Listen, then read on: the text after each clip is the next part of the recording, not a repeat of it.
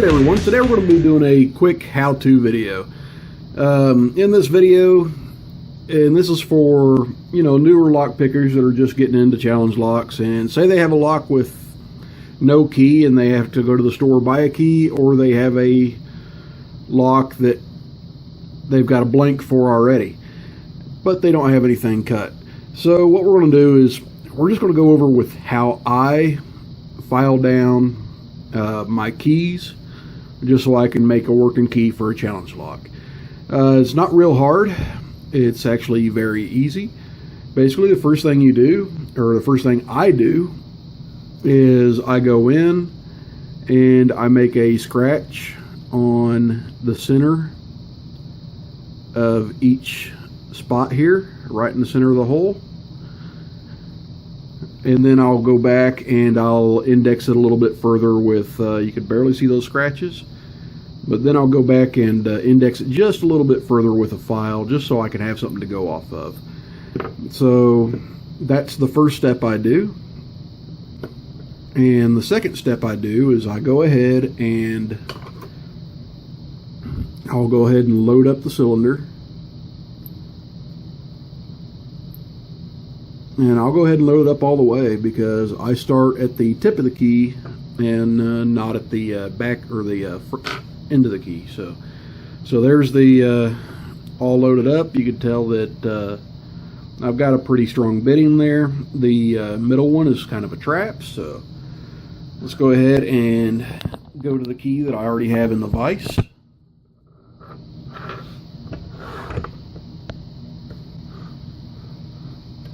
And set it on there, and you can see that the pins are pushed up to where they need to be before you start this, and they're lined up with each one of my indexes. You can tell my indexes are a little bit deeper than scratches.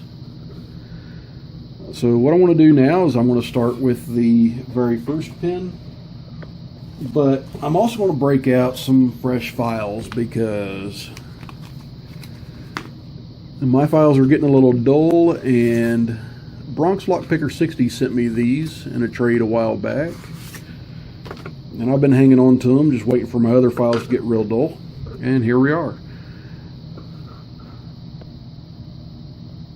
Come on, focus camera. I know you want to. There we go. Okay, so I just want to work on the very first one here, and I'm going to go real lightly, just till I get a nice spot bit in.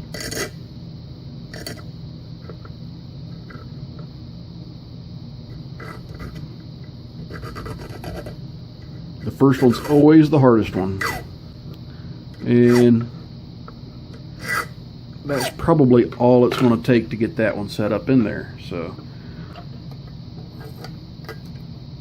look at it here. And yeah, we're pretty flush already. So you can see that key's got a little bit of wobble to it, but not that big of a deal. If you have a wobbly key like that, the best you can do is just get them close. Alright, so let's go ahead and go to the next one.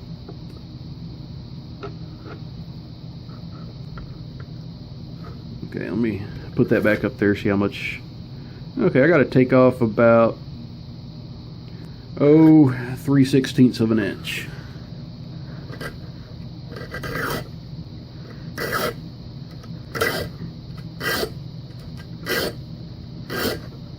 And I know I said I had to take off 3/16 of an inch, but I generally stop a little bit early just to double check.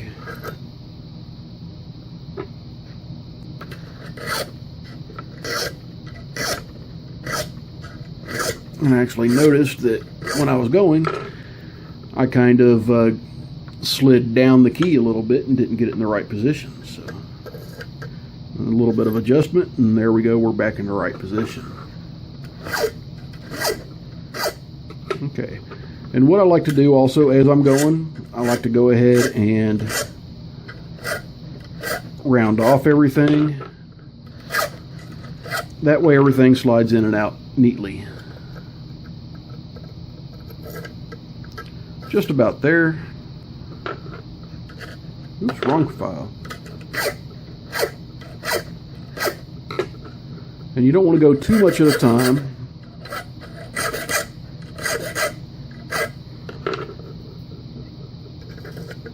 And there we go, we're nice and flush now. And we got a nice V-shaped notch in there. That's kind of what you're looking for. So we're going to go to the next one. So the next one's going to be really deep. We're going to go over an 1/8 inch, probably 5/16 or more.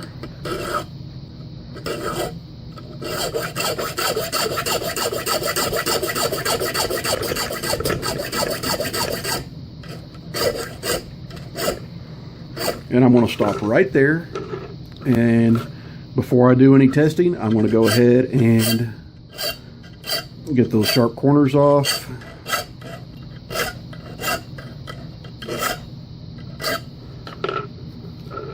And now I'll stick it in and give it a test. And it's down just a little ways, but I've got a little bit more to go. So I'll go back in here.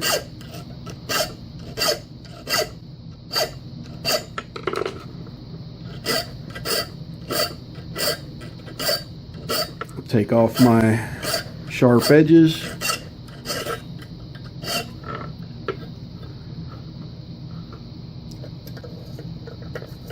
Yep, just a little bit too tall over here still. Kind of being careful not to go over my little indexing mark.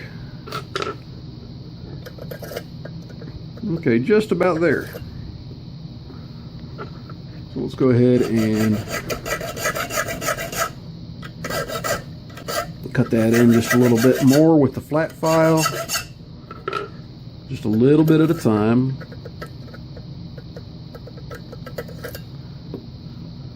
Until you get it right where you want it.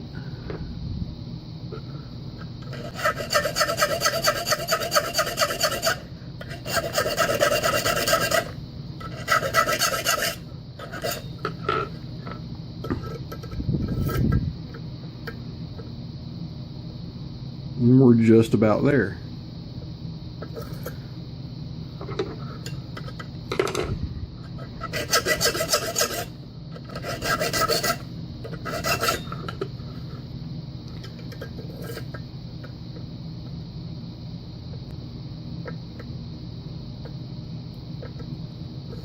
Okay, I'm going to go ahead and stop there for a little bit, and I'm going to go to the next piece, and it'll be right on this edge of this mountain, or this, so it'll be kind of like starting up on the very first pin again.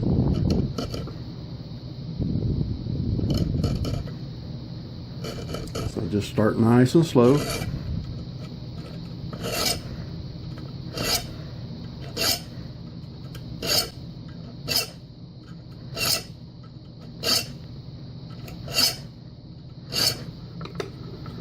And just taking a little bit off at a time.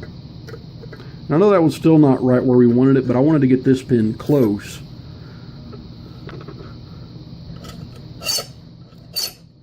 Just from experience, it just goes to show that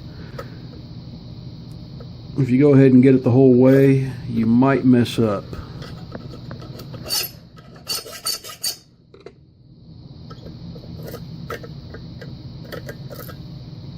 Okay, so I'm going to go ahead and go with my angled file.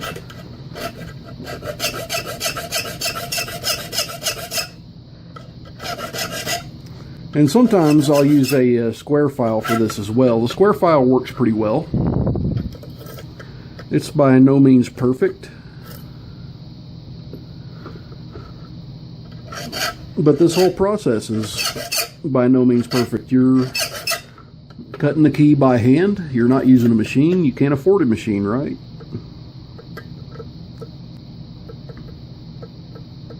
And that's a lot of flop on that. But right there should be lined up just about right. I'm looking at the bottom of the cylinder where the key would sit flush, and it's getting pretty darn close. I mean, there might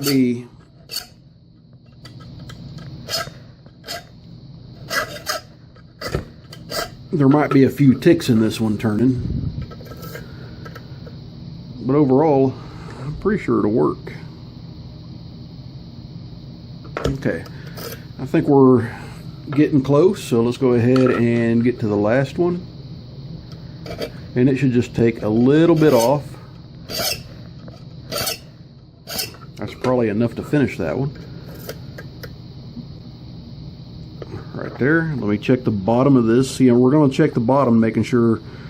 You see where the key can fall out of it. It would cause you a false measurement. So you just want to line it up nice and even, or you don't see the key coming out of the bottom of it. And then look at the top, make sure everything looks nice and flush. I've got a few adjustments to make. I can see where pin 4 is sitting just a little bit high. So let me adjust pin 4 just a little bit. Just a real minor adjustment.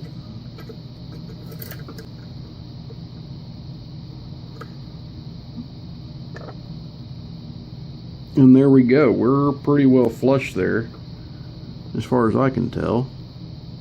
There we go. A little bit more adjustment on the back, pins 1 and 2. So let's go ahead and work out a little bit more on pin 2, just a little bit at a time, and a couple of strokes off of pin 1.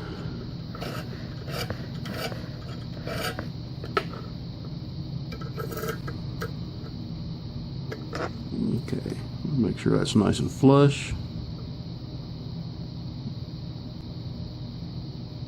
Okay, looks like still a little bit more on pin 2 and pin 1.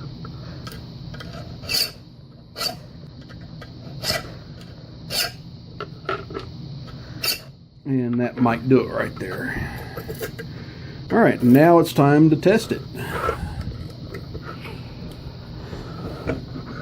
Okay, I'm just going to go ahead and leave the key in the vise.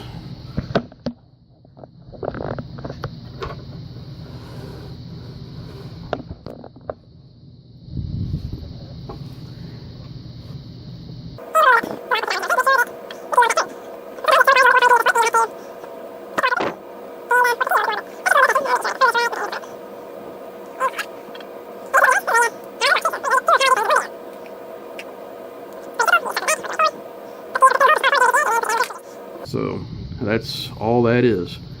So let's go ahead and push this in, and we're going to go ahead and lock it, guys. We're going to test it.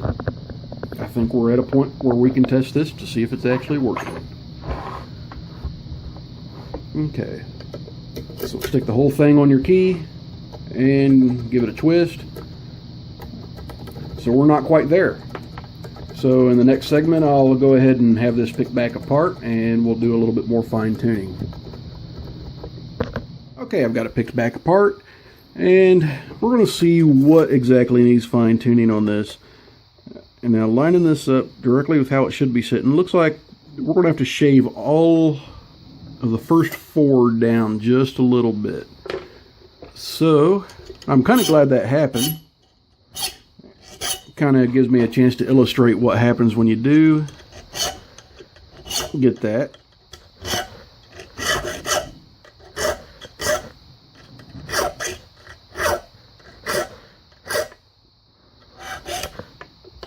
Alright, so I'll stick the plug on here.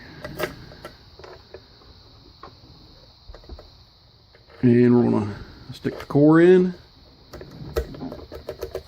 See, it still locks up just a little bit right in the center, so I got something hanging up just a little bit tall. So, not a big deal. We'll take the key out, turn it, take it off. Okay, so we're going to push this down nice and firm, and we're going to take a little bit more off.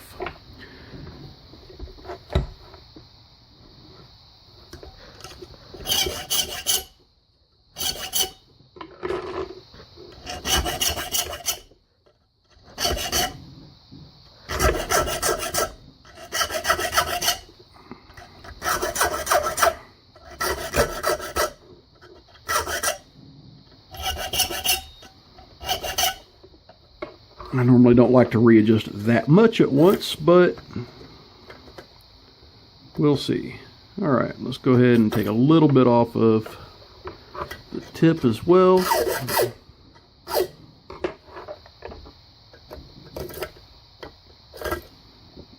Alright, I bet that'll sitting there and spin this time.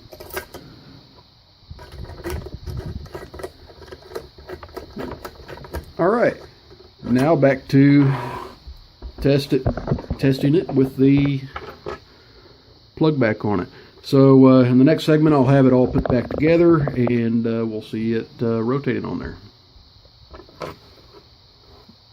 Okay, so I've got the Bible loaded back up, and you can see here, if it wants to focus, that I've got everything in here.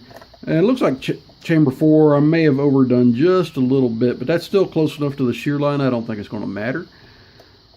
If anything, I can go back and just change for the edge of that and not make a big deal out of it. But I'm not going to, since this is going to be a challenge lock.